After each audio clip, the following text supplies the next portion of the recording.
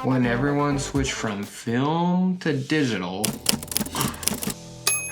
That was wild. All right. Yeah. Sometimes I find myself sitting at the computer way too long. Artificial intelligence, like, I want to actually hear, this is really an open discussion per se. I mean, open discussion meaning use the comments, but what I really wanted to share with you guys in my own perspective and opinion as a photographer and videographer using AI, right? So I want to know how, one, you guys are using it.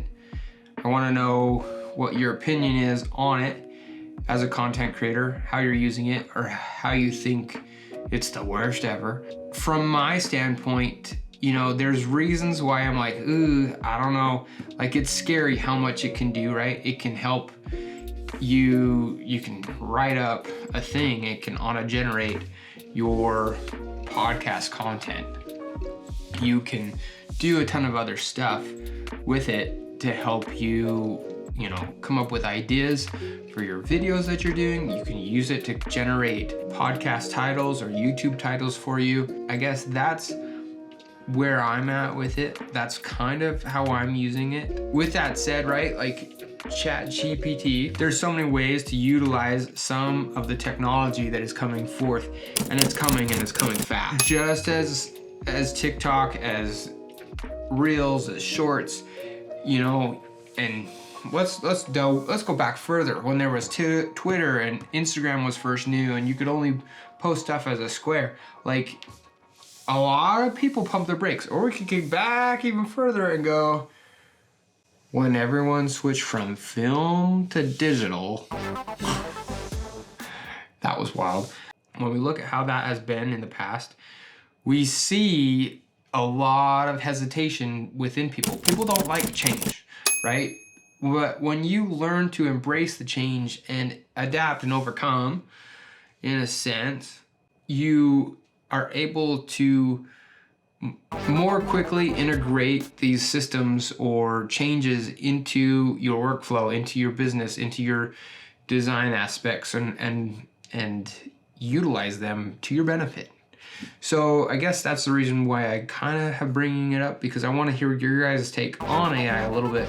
Really, I'm just gonna share, like, you know, I'm using it for podcast titles, I'm using it for YouTube titles, and using it to generate ideas. I'm not using any much more than that on that aspect, but there's so much going on right now. Like, you can make a bot system, which takes forever, I guess, to basically do your stock trading for you.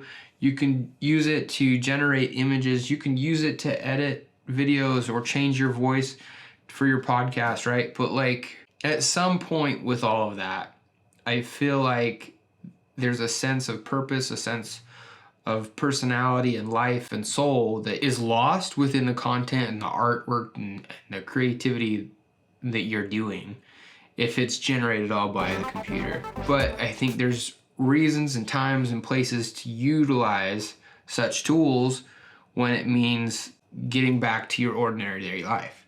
Like being able to generate 10 podcast titles within the matter of saying, hey, I need podcast titles for X, Y, and Z, or I need YouTube titles for this and that or the other. Like, it generates those, and then you're able to select from those. You're still in charge of the end result, and I think therein lies like that part of it, right? So like, I still have to put in input to get generated results, and then I select from those generated results, right? So that's really what it is. And that's my opinion of AI, utilizing it to help you better tell your story, to better share, you know, and articulate the things that you want to share and say, but don't get too carried away with it. That's my opinion. I would love to hear you guys' opinion on it all. Please hit the bell icon and the subscribe icon and the like icon, and again, give me a comment in this video. I would love to hear your guys' thoughts and opinions on artificial intelligence. With that said, I haven't eaten lunch yet, so I'm gonna catch you guys later. But thank you guys for being here. Thanks for listening. Thanks for those that have subscribed. I appreciate you guys so much. And check out some of these other videos. Thanks.